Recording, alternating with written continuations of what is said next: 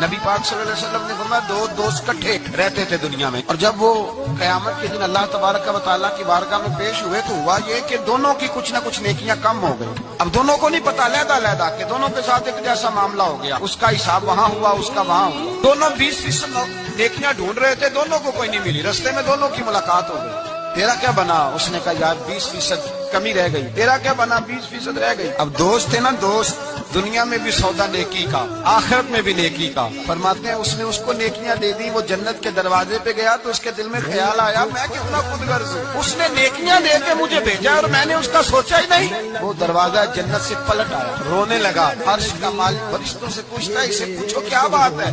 उसने कहा मौला मेहरबानी कर, मैं दुनिया में भी उसके साथ रहा हूँ, अगर जन्नत में भी हमें इकट्ठा फरमा दे, तेरी शान रहमत में कमी नहीं आएगी। मेरे मुस्तफा करीम फरमाते हैं उस दोस्त की बरकत से अल्लाह दूसरे को भी जन्नत अता फरमा दे।